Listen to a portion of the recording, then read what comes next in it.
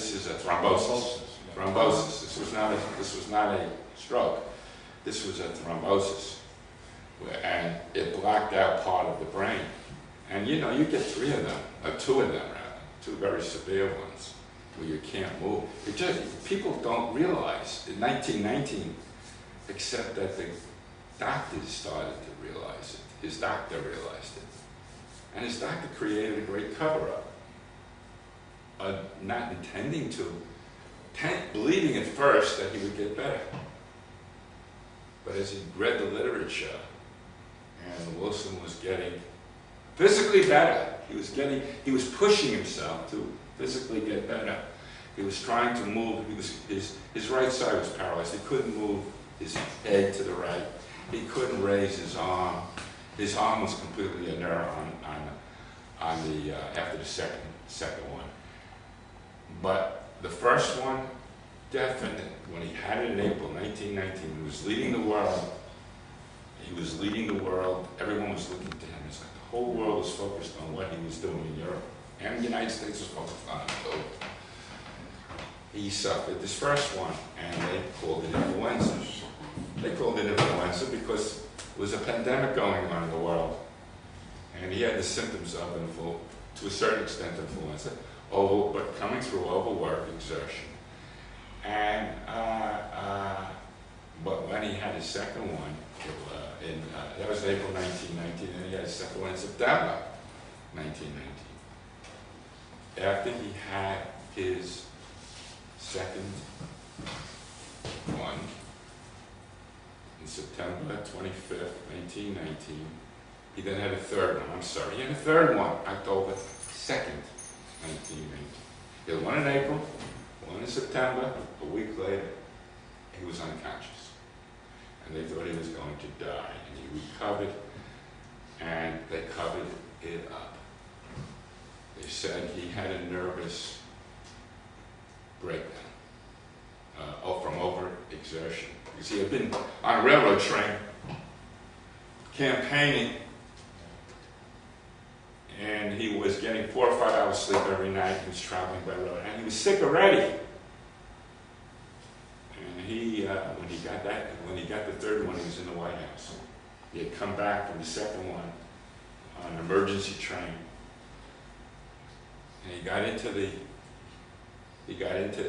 on a Sunday morning on September 27th. Took 48 hours to get across 1,700 miles to get from Boulder, Colorado, not Boulder, Pueblo, Colorado, to Washington, D.C. When he got out, Sunday morning, it was quiet. Nobody really knew where he was. He started to wave to people that weren't there.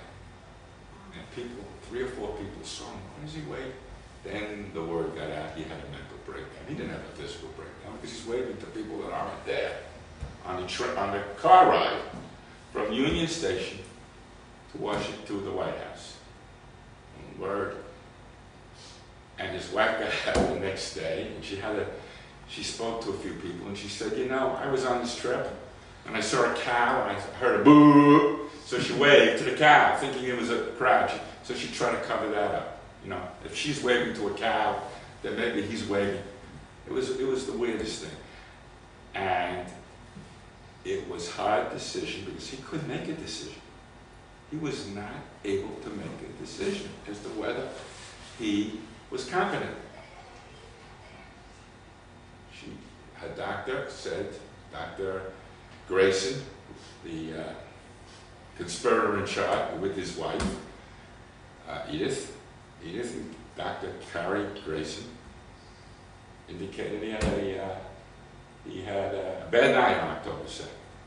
But he'll be coming through.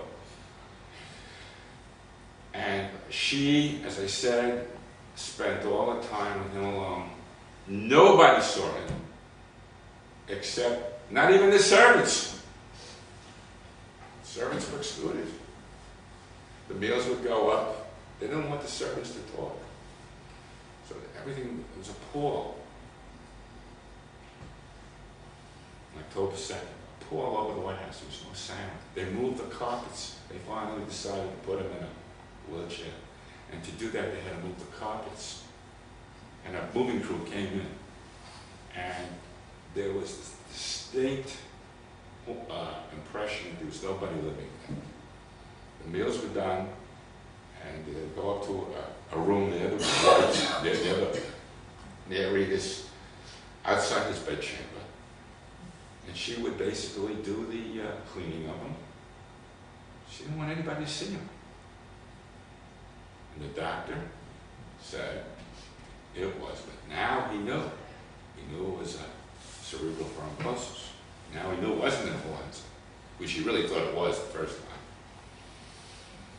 Now, at that time, they didn't know that the cerebral thromboses are basically almost irreversible.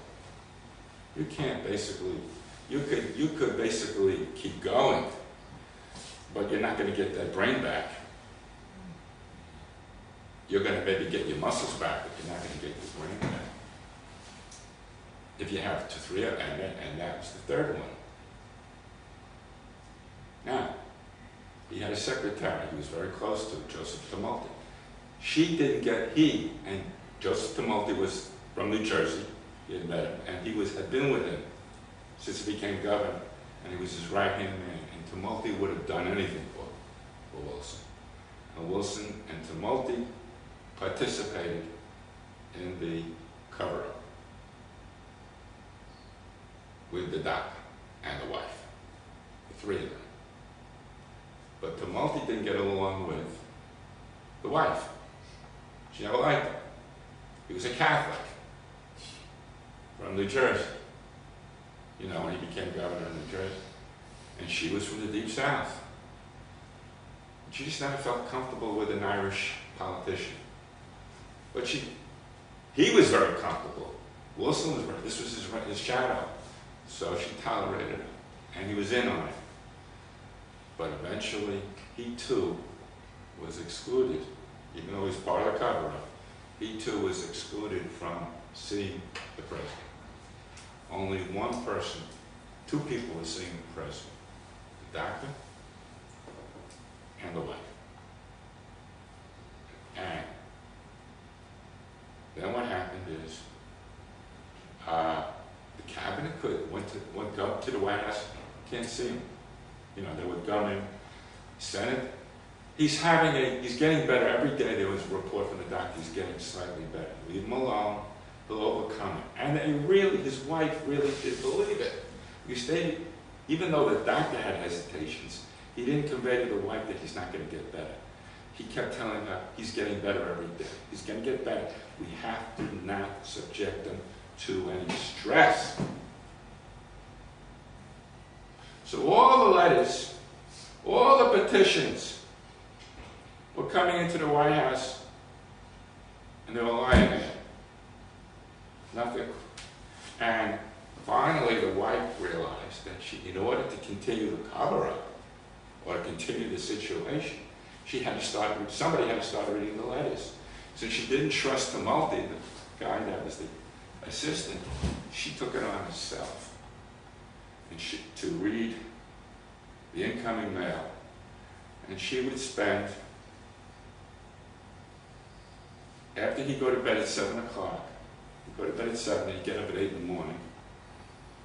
She, from 7 to 9, 9:30, would read the emergency things for those 2.5 hours. Then when he got up at 8 o'clock in the morning, she would go into his room, and for 10 minutes, the president would listen, and then he'd start to fall asleep. But for the 10 minutes, what she had done for those 2.5 hours, he'd fall asleep, she let him fall asleep, and he'd get up a minute later, and he'd continue listening to her. And then he would dictate. And he would dictate a letter like this: I am going to fall asleep again. She sat there, waiting for him to get up. She was very devoted to him. She never left his side. The only time she left his side was to talk to the doctor. And then from 4 o'clock to 5 o'clock, she would leave the grounds for a walk. She loved to walk. For an hour, she would walk.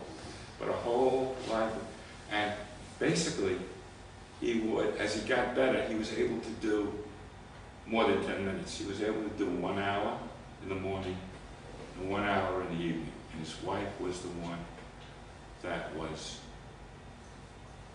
his sole contact with the world. This went on. Believe it or not, I know it sounds crazy, but the public never saw him from September 25th, the second one, the one that he was in Pueblo, Colorado, made his last speech in Pueblo, Colorado, Andres. They didn't see him. From September 25th, 1919 to October 27th, 1920. 13 months they never saw the president. Not 1 month, 13 months. Happens to be my mother when my mother was born that day. October 27th, 1920 was his first public appearance. He had been occasionally seen in a car. Remember, he couldn't move his right side of his face. I mean, his left side of his face. So they would put him in a car, on a car ride, at the White House. They would put him in a wheelchair. And he'd trundle in with 4 the Secret Service agents were in on it. Secret Service agents would put him on the right side of the car. Because he couldn't, they didn't want people to see him from the left side, but he couldn't move the left side of his arm. He couldn't wave if he had to wave. He wanted to be able to wave with the one hand he could wave with his right hand. So they put him on the right side of the back seat. The right side of the back seat. And he would be dark. And that's where I said where the cheering stopped. Because the people didn't see him when they went by, they were not interested in cheering for him. They were interested in seeing, is he alive? Is he moving? Is he a dummy? So he'd look at these people. He'd look at these people and he saw no one cheering at him. He said the cheering has stopped. Because they were curious to see if he was alive. He would go on these daily rides around 3 o'clock in the afternoon. People, it was like a scheduled time. But it would vary the route so there wouldn't be a crowd. But they weren't there to cheer him. They were there to see if he was alive. And he didn't have it regularly. Here I'm going to be at 3. They would turn the time. And the Secret Service did that. And he had, I told you, it wasn't that he couldn't move. He couldn't think. He's emotionally unstable. They were going 15 miles an hour at his insistence. This is how crazy he was. They were going 15 miles an hour. Now, I know it was slow back in 1920, but 15 miles an hour is pretty slow, even back then. And there would be cars that would pass him because they was old. And he'd see these cars, and in his mental ability, they would run, they were flying ahead. And he said, why don't we stop these cars? They're speed chasing. They're going 20 miles. He didn't say they're going 20 miles. They're going past me. And he actually wrote a memo, had his wife dictate a memo to the Attorney General. Do I have a right, as President of the United States, to also be a local sheriff and stop these people that are passing me by or speeding past me? And the Attorney General says, what is this with this guy? The Secret Service would then, when he said they're passing him, the Secret Service would play his game. The Secret Service would play his game. They would go into a car. We'll get him, Mr. President. And they'd go, and they'd come back. And they said they went too fast. We couldn't catch him. This is how sick, how isolated this man was. Now, I don't know, so you say to yourself, what did he do? I mean, in his state. I mean, how is the country being run? The country was not being run at all. the Congress of the United States. And yet, I spent a lot of time talking about Wilson's accomplishments, because if I emphasized all this, and maybe I should have, but there's very little, I wouldn't have had 6 weeks out of this, because it's covered up. We still don't know how the country went on day to day to day. But there was a lot of problems in the country at the time. There were race riots. Standard of living had gone up almost 100% since 1913. All the workers were out of work. All the servicemen, the servicemen that returned couldn't find jobs. They were out of work. There was massive unemployment. And, if I emphasize all those negatives in the last 14 months of his presidency, or maybe the last year and a half, because he was in Europe and he was only interested in world peace, the country had accomplished a lot under Wilson in his first 6 years. And I said that last week. I said, had he died, like if he had fortunately died on September 25th, when he was at that railroad stop, he would have gone down in history as probably the third greatest president of the United States. The third greatest president, because he had accomplished a lot. And he stopped World War I, almost unilaterally. He would have been considered the savior. The world would have looked to, he did get the Peace Prize, the Nobel Peace Prize, 1 month before his term was, after the 1920. They gave him the Peace Prize. He really didn't. I mean, he was the man that basically stopped World War I. And that, in and of itself, makes him a great leader. And second of all, there were a lot of domestic accomplishments that he made. And I want to give a balanced approach to Wilson. And the trouble is, it's the last 14 months that destroy his presidency and destroy his image in the world, and make him today the man who, impractical. He was very practical in the first 5 or 6 years of his presidency. And he was very practical in ending the war. But you see, this goes to show you another thing. You never know, by the grace of God, where we're going to go. It's just what is amazing. You see, the opposition was even though there were these problems, the Republican Party, and I don't want to say it, but it's similar to what's going on today. They didn't want to have government. They felt that the economy would right itself. And they didn't want a president that was telling the world what to do. And Wilson was that man. And they were the antithesis of working things out with a strong president. They didn't want that. And they had to have the weakest president they could have. And when they put up a man to run for president, they put up a man, Harding, who basically said that America's business is business. Let business run itself. Now, Wilson was not like that. But he didn't believe like Teddy Roosevelt, Republican Teddy Roosevelt, that government should be there. Teddy Roosevelt believed government should be there to protect us against big business. Wilson was right in between. He felt business was basically okay. Wilson really felt business was okay. But when he suffered his breakdown, he had no idea how bad things were. He knew he was bad for himself, but he had no idea that the country was falling apart, or his main thing was to get better, and he always believed he would eventually get better. But he was an unrealistic man. And remember I told you that he believed, he grew up with inculcated by the English parliamentary system. His hero was William Gladstone, the Prime Minister of England.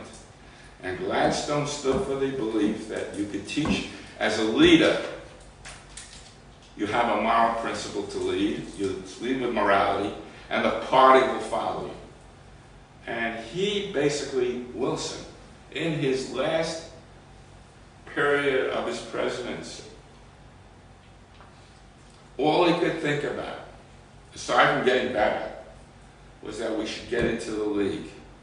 And all the Republican Party was thinking about was we shouldn't get into the League. They weren't thinking about the unemployment. They weren't thinking about because there was an entrenched people in, and there was an anti-Wilson movement in America. People said we don't need him anymore. Yes. What were the reasons why Congress didn't want us to get into the League of Nations? It was an isolationist policy. They felt that they had gone to war, and that it was Europe that caused us to get in there. And if we get into a League of Nations, it's going to happen again. There was this attitude. There were 12 Republicans out of the 49 or 50 that were for the League. 12. There were 23 Democrats in the Senate that would do whatever Wilson told them to do. And they almost all came from the Deep South. Because I told you he was a Southerner. So you had 23 Democrats and you had 12 Republicans that wanted to get into the League. And these 23 Democrats were told by Wilson, these 23 Democrats, that he will not compromise. He could have gotten into the League. He could have, the U.S. could have gotten into the League. But Wilson had to compromise on the League. He refused to compromise because in his illness or whatever, he lost his common sense. Because I told you last week and the week before that if he had given in to having mild reservations and going to the League with mild reservations from the Republicans coming in offering it to him, they still would have been able to get into the League and done. And that's basically what happened. That's basically what happened with Lodge did not want to get into the League, but Lodge was the head of the Republican Party in the Senate, and he was the head of the Senate Foreign Relations Committee. He was the head of the main opposition. And they went to Lodge and says, well, I could offer him mild reservations. So I know deep down, even though I'm against it, that Wilson in his mind will say it's coming from me, and if it's coming from me, he won't support it. And the Republican Party offered mild reservations. These 23 Democrats, you got to have a 2/3 vote to get in. Not a majority, it's a treaty obligation. These 23 Democrats listened to Wilson, who said, don't compromise. These men died over there, World War I. I am not going to lay down my sword. Wilson said, I'm not going to lay, they fought, I'm not going, for the sake of those people, we can't have any reservations. Because if it was not common sense. He said, if the United States does that, Belgium could do it, England could do it, France could do it, Germany, everyone could go back. But But it wasn't that way. The U.S. was the one and only country that saved World War I, that saved our people from catastrophe. If it wasn't for the United States, the war would have probably been won by the other side, by the Axis powers rather than the Allied powers. But Wilson refused to compromise because partly it came from Lodge, and partly because he lost his common sense. Because even if he had no mild reservations, if there were strong reservations, there's a U.S. Constitution and a Bill of Rights that says in the Constitution that Congress has the right to declare war. And in 1917, unlike today, a president couldn't go in right away. You know, we didn't have intercontinental ballistic missiles then. We didn't even have planes, basically, that were operating well. We had to borrow the planes from the English during World War I. We were not in a position to go to war without the support of Congress. Anyway, and it's in the Constitution. So even if, as Wilson said, it's a moral right to join the League of Nations, it really, the U.S. doesn't go. Yes, in Korea, we went in. The Korean War was a UN supervised thing. But that was because the U.S., the United States Congress supported Korea. So what I'm saying is these arguments that Wilson had as to whether we could have reservations or not have reservations, if he had just used his common sense, he would have told them what the British told him. Lord Grey, who had tried to see him when he was here, Lord Grey, who was the guy that basically ran the foreign policy during World War I for England. He fought, Lord Grey had come over afterwards, the foreign minister of England had come over to the United States to see Wilson and his wife wouldn't let him see Lord Grey. And Lord Grey went back and he said, he talked to Lodge and says, well, you got to get into the League anyway. What I'm trying to say, though, is that Congress was focused on defeating Wilson's League. And they were willing to make it appear. Congress was willing, but the whole argument was really unnecessary. Because if we had gone in under the offers that were made, we would have only had a moral influence over the state of affairs. And I agree, it would probably have not stopped World War II. World War II would have come about. You had Hitler, you had Mussolini. So maybe, but the interesting thing, he got the Peace Prize, and the United Nations was formed later, after the end of Hitler, because, in large part, because everybody said it's Wilson's concept that we have to end wars. We have to have an international forum. And the United Nations, as we know, is not going to stop. It's not going to stop a war. But you know, now that we're talking about things, let's talk about it. We got a climate problem right now. Warming. It's very scary. Very scary. And the argument can be made by the people in the United States that even if we have a climate warming problem, we can't do anything about it because China is the worst polluter in the world right now. We're the second worst. But even if we did it, China's going to, you know, maybe we do need some sort of international body to stop the insidious threats that we can't, that are coming our way. I really worry about my grandchildren suffering through these through this heat wave and this. Go ahead. It's interesting the subject you bring up because it's only when a catastrophe happens that the world decides, well, we have to do something about it. Yeah, but the trouble is that with global warming, it's so slow. Although it's not becoming so slow. You wake up one day and there's no one attacking you. You know, it's like cigarette smoke. Yeah. You take a cigarette today, 40 years from now, you come down with it. But you know, you need it. Maybe you do need an international body. Maybe Wilson's concept is right. We look at him as this guy that is not practical. But as I said last week, maybe we need some international forum which could impose on the world some sort to protect us from global warming, to protect us from the things. The trouble is that nobody wants to, including us, give up their sovereignty to a foreign body. But if we had a common denominator that everybody, if Mars, let's say there were Martians coming down here, and wouldn't the whole world try to stop them? You know, there's something to what Wilson was saying. We have to worry.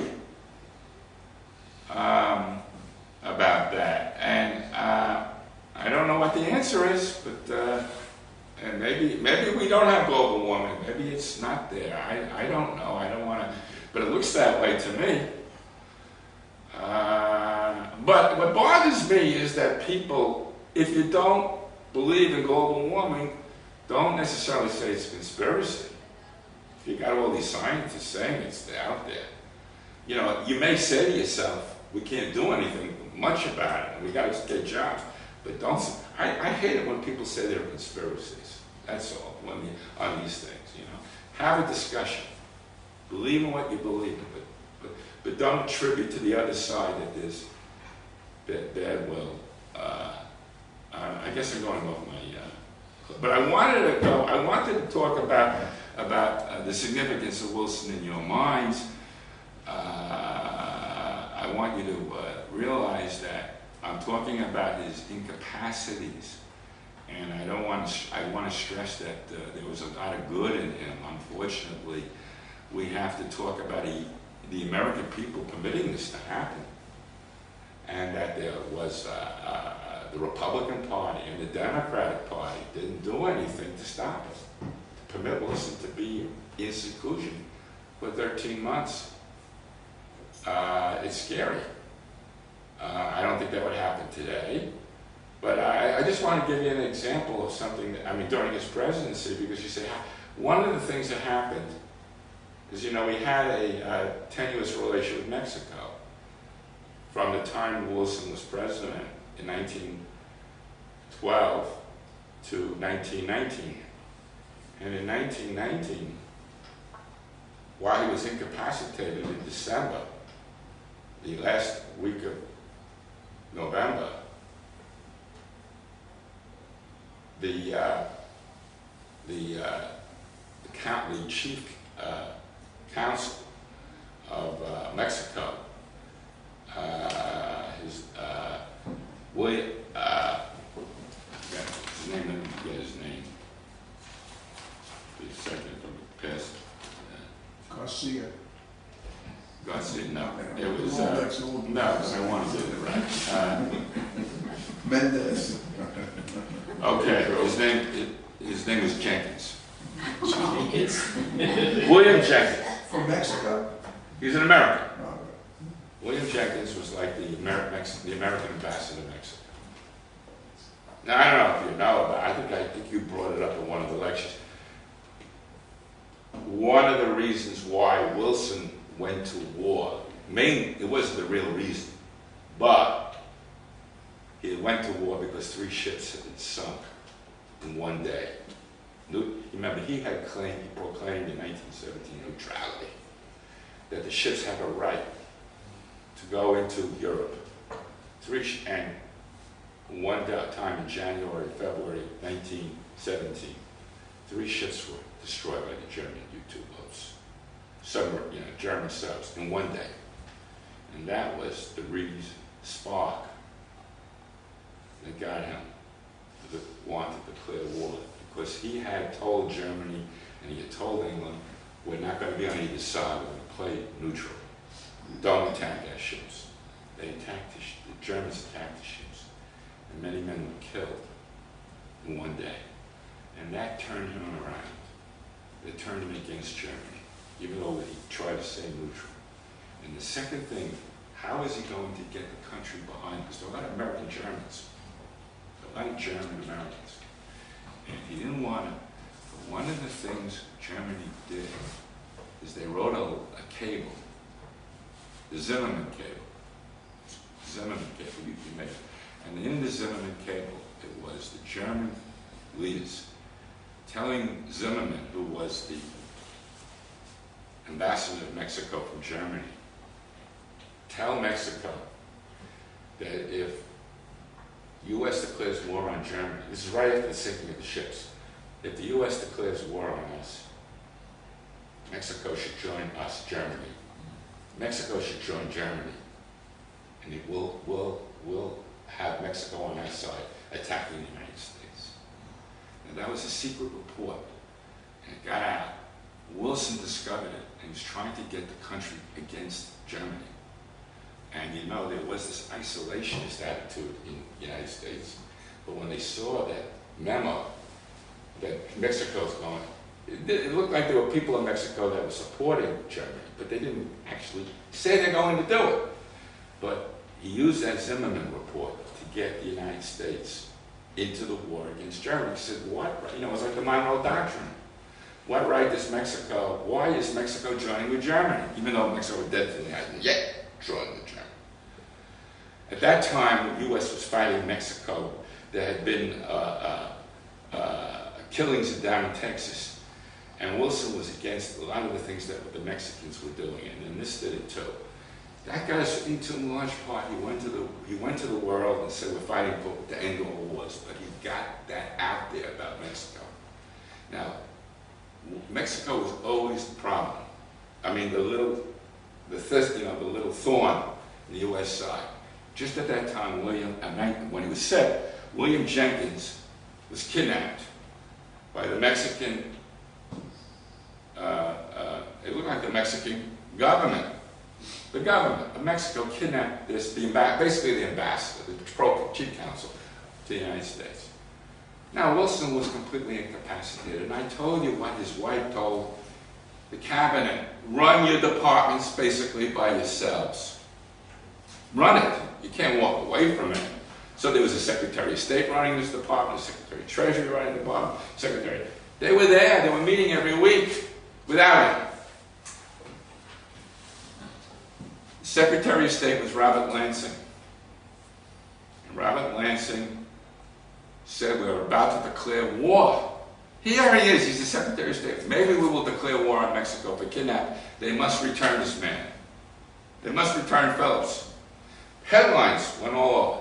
That day, the next day, Senate Foreign Relations Committee called in Robert Lansing, Secretary of State. And they said to him, where is the president? Did you get the approval of the president to say you might declare war on Mexico for kidnapping William Jenkins? And you know what? Lansing he wasn't going to go down with the ship. He was always telling the truth. I haven't conferred with the president. I can't confer. So now, Congress had a chance to impeach Wilson, or impeach Jenkins, impeach Lansing for attempting to declare war. The war had not yet been declared. So now there was the opportunity. Now there was one guy, one of these people from the Senate, from New Mexico, Albert Fall. Albert Fall was a senator from New Mexico, was on he was on the Senate Foreign Relations Committee. So Fall said, I want to meet with the president. So Lodge, who was the head of the Senate Foreign, yes, it's a good idea. Why don't you, Senator Fall, meet with the president? They never expected Wilson's family, his wife, to say he can meet with him. Now, just about that December 2nd, Wilson was having a good day. And they sent a telegram over to Wilson, to his wife. We want to meet with the president right now. We want to know what's going on. They said, come over. And Lodge couldn't believe it. But Albert Fall, the senator, by the way, was the only one who went to jail in the Teapot Dome scandal in 1922. He was the only cabinet member in 150 years until Watergate to go to jail for what he did under Harding. He had his drooping mustache. He and the Gilbert Hitchcock, the Democrat, said, we'll come over at 4 o'clock. 3 o'clock, the president was in a good mood. And his wife said, can you meet? And Grayson, the doctor, says, we'll meet. And they filled him in on what happened. They filled him in for that 10, 15 minutes. And they said, we can't keep it hidden forever. We got to just hope with lady luck that the president will be able to handle it. And what did they do? They put a treaty on his desk, right next to his bed. And they put it on his right side. And he could point to the tree like this and say, I know about the thing with Jenkins, and I think we may have to declare war. That's what he was going to say. They actually had him prepared, and they really thought it wasn't going to work. In comes Fall, and meanwhile, the papers are all not interested in whether he's declaring war. but that somebody's going to see the president and be able to report whether he is alive, whether he can speak. And you know, Wilson had one of these, you know, when you get, maybe you get the adrenaline up, he had the right-hand side next to him. He had his doctor next to him, and his wife was in the room, you know. And they brought in Fall and Hitchcock, the Democrat and Republican. And just at that moment, they sat down next to him, and you know, the preliminaries. And Fall, who hated Wilson, says, how are you, Mr. President? I could be better. I could be better, but I know all about this. And he points to his right side. I got this treaty right here. He was in the room maybe 3 or 4 minutes, and Fall and Hitchcock were doing most of the talking because they felt a little uncomfortable. Because Wilson wasn't really talking. He was just answering the question. But I got it right here. 3 minutes after he got in to the room, 3 or 4 minutes after he got in the room, and he had introduced himself and said, how are you, Senator Fall? Oh, he said, you know, Fall was a crook. And everyone knew he was a crook. So the president says, the first thing he says to him, how are your investments in the mining industry, Mr. Fall? You know, the mining he had. Oh, yeah, so now Fall's trying to just that minute, 3 minutes later, in comes a cable. And I don't know whether it was planned or not. Phillips was released. The man that they were calling about whether they should go to war with Mexico, Jenkins was released. William Jenkins was with Mexican surrendered its demands and let Jenkins become free. So now the whole purpose of this meeting was to see about Jenkins. Wasn't to be real. So Fall looked like a fool because here he's a man. So the one thing he did, he goes over, he says, I got it, and he looks like he goes over to the president, and Wilson is able to shake his hand. And he says to the president, I'm praying for you, Mr. President. So Wilson looks up at Fall and says, which way are you praying for me? He looks at the room. So that deflected December 2nd now.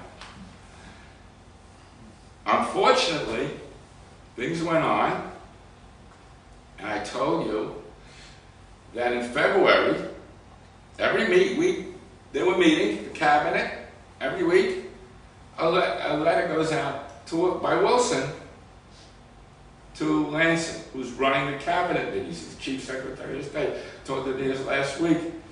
And he says, I've been hearing that you've been holding a meeting every week, the cabinet, right? Every week. By what authority did I give you to hold a cabinet meeting every week? Now, he had been struck in September 1919. He's sending a telegram out to the Secretary of State, who he's never seen, in February 1920. This gets out. And now and what does he do? Wilson fires Lansing for holding cabinet meetings every week. And he puts in his place a man he did actually see before, somebody named Colby, Bainbridge Colby, to be the new Secretary of State. But a furor went off, newspapers went all over the world and said, how could the president be upset with him for firing? Why would he fire a man who's trying to conduct business? And Lansing, I told you, he was not a type of guy that would bow down. He says to the president, I've been trying to see you since September, but I haven't been able to, and somebody has to run this government. So I'm the Secretary of State, I'm the CEO, cabinet member, so I felt it upon me to run it. Meanwhile, there had been a Secretary of Interior, a Secretary of Commerce, a Secretary of Agriculture. Secretary of Agriculture became Secretary of State, became Secretary of Treasury. All these cabinet appointments, no one saw Wilson. They saw his wife. How was she conducting the business? She was outside the room. He would be inside. And people with the cabinet would come to him, cabinet member individually, And she would say, I'm going in to see the president. She would take down dictation of what they said. Go into the room where the president was, come back out 5 minutes later and say the president says. In other words, they couldn't have a face-to-face meeting with the president. She was who knows whether she made up any of it? Who knows whether she dictated it? All we know is that it was always going through her. She isolated Tumulty, the secretary, so no one, because she didn't like him. So as a result of that, and what was her attitude? Her attitude was, can't tell the president, I can't affect his stress. I can't affect. Her concept was that she was a good woman. She would do anything to help her husband. And he happened to be president of the United States, so be it. Could have been anything. She was going to make him better. So, I just wanted to tell you. I'm just curious, did they ever have any children? Did Wilson ever have children? Yeah, he had 4, but that was with his first wife. Oh. He had 3 daughters. This is Mary Gold. This is his second wife. I think maybe Yeah, I understand. He met her after his wife died. Yeah, but never Now, had children. one of the things he did though, besides go on the rides, he used to watch movies. He didn't like the wild stuff. He didn't like the vamps, but he liked westerns. And one of the things that came out that he supported was newsreels that were coming into play, the newsreels. And he invited this guy named Baker to see her show. And there was the President of the United States on the newsreel a year before. And here's this little old man who looks 100 years older. And there you see, he's looking up and he sees himself a year and a half ago. He says, couldn't believe it was the same man. The man who came to him. It was the same. And Wilson, gave a cry. She said, I guess this is me. This is how I was in Paris. Look at me now. Very, very sad. Just very sad. And there were occasional times when they had one guy who did the movies. His name was Robert Long. And he was the one that he was in on it. He had to show the film. They had a projectionist. And he had to show the film. And there were times when he'd see the president watching it, the room would get dark, they would put the drapes in, he'd go down like this, and he said to himself, I don't know whether he's alive or he's dead. His wife would prop him up, talk to him. It was very sad. But part of the imbalance is that, remember I told you, why did I talk about the parliamentary system? I had a reason for that. Because he believed, like Gladstone, that people were still for the United Nations. And so he felt that if there was an election coming up in 1920, there would be a plebiscite on whether they can get into the League. So he basically told all the senators in the Senate, why don't you resign right now from your position? Because they did that in England. And hold a meeting, hold a plebiscite. And if you don't get into the League, I will resign as president right now. And he addressed the people in the Democratic Party the same way. He said basically, and then they got the feeling, I told you he appointed Colby as the Secretary of State. Colby was willing to go to the Democratic National Committee that was meeting in San Francisco and put up Wilson's name. Now, his doctor,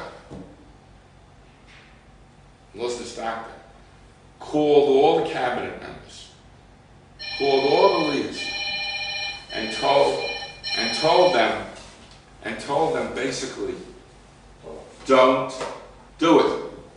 Don't support Wilson. He said, all the literature was coming in, he's not going to get better mentally. He's going to get worse mentally. And so The doctor now turned on the wife and said, we can't let Mr. Wilson embarrass himself. The party will not support him for a third term. I know he wants to run on a mandate, but the party will not support. He's a dying man. Don't let him do it. His wife went to the president. The president says, I'm not going to be done. I want to run if I can. And he sent Colby, his Secretary of State, to San Francisco to get support. You remember the Democratic Party, I told them, Jackson, they needed a 2/3 vote in the Democratic Party. That's how Wilson became president. He didn't have a majority in 1912. He was the compromise candidate in 1912. Well, in 1920, he needed a 2/3 vote. The party was deadlocked between his son-in-law, who was former Secretary of Treasury, because then later became his son-in-law, McAdoo, and Palmer, Mitchell Palmer, who was the Attorney General. Now, Palmer had been arresting all these people in 1919, 1920 because of the Red Scare. And the country was becoming, the country was turning against Reds. There was this Red Scare. There were a couple of Bolsheviks that had taken over, and Palmer got his popularity by being tough on the communists back in 1920. That was what the country wanted at that time. They wanted to attack the Bolsheviks that they thought were causing strikes. Well, because of the doctor telling everybody, Colby was blind. Colby, the guy who was trying to put Wilson in as the deadlock candidate, Colby was stopped from putting Wilson's name in. And James Cox, on the 44th ballot, became the nominee. And Cox was not part of the Wilson administration, so that was considered to be a good thing. And he ran against Warren G. Harding. And I told you, though, that the election was basically a mandate for Wilson or not. And I told you on October 27th, he made his first public speech since August 1990 at the White House, in which he said, vote for Cox because he'll support the League of Nations. Well, as I said last week also, it was the biggest it was the biggest victory the Republican Party got. They got 414 electoral votes to 127 votes. But the Deep South voted for Wilson. Nobody outside the Deep South, no state outside the Deep South voted for Wilson. Harding became president. Harding was a very strong, healthy guy, and now the election. And in the last 4 months, Wilson accepts the fact that he's not going to be president, but he does insist on appearing at the inaugural event. But he can't move, really, so they put him in but Harding accompanies Wilson to the inaugural event, and he tells the president, Harding tells Wilson, you don't have to go up on the platform, Mr. President. You can leave it. Harding was decent to him, and Wilson said thank you, and he ended up living, he left the White House, and he ended up living on S Street in Washington, D.C. And he was given the opportunity of becoming a lawyer. He told the Secretary of State, why don't we open up a law practice? And the Secretary of State was so happy because he said, look at all the business I'm going to be getting from the President of the United States as his my law partner. The trouble is that as soon as the practice opened, when he became a private citizen, Wilson turned down anything to do that had anything to do with influence. He says, I can't get involved in this. Can't get involved in this. And he actually was very sick anyway. But he refused to accept anything that involved, the Uruguayan government wanted him to represent them, the Brazilian government wanted to represent, England wanted, he turned everything down because he said it's not right for an American to to be a former president to utilize. And the company basically, they didn't make any money the year that he was there. Finally, a year later, the Tomb of the Unknown Soldier was put into play. Harding invited Wilson, who was living in Washington. Wilson went with Harding to commemorate the Tomb of the Unknown. That was the last time Wilson was seen on a public event. Yes, he went to watch a play every other week at Saturday night in a show.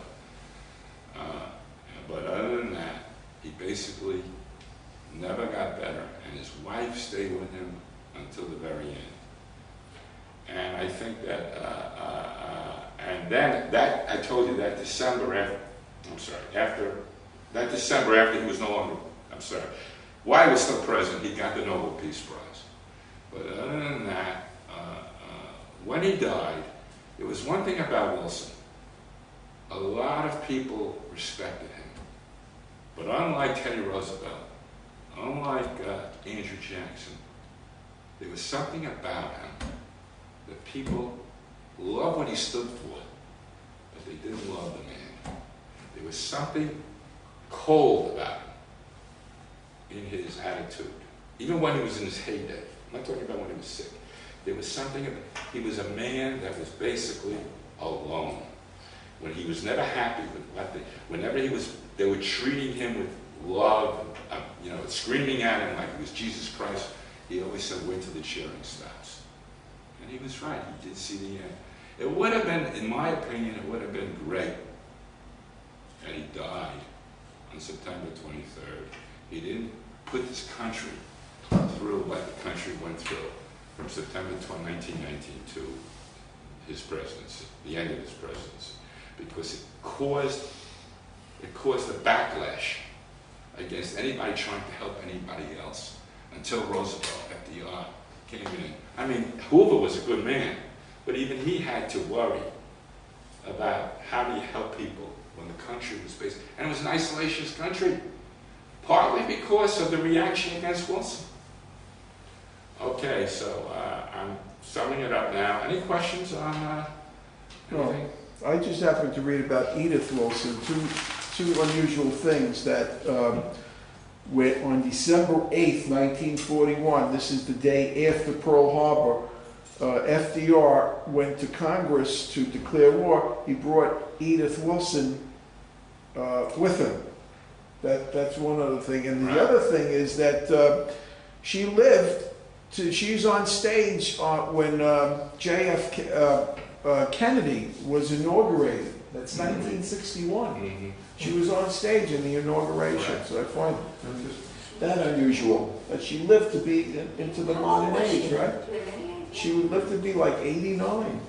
She lived another 40 years after Wilson's death. And Alice Longworth, Alice Roosevelt, Teddy Roosevelt's daughter, hated Wilson and hated, she was stood behind. She lived for a very, very long time. There was always those things. Any comments? Anything you would want to suggest I do or change, or what do you? I hope you had a good time here. All right, and I hope I'll see if I'll get back here again. Okay. Thank you for being here.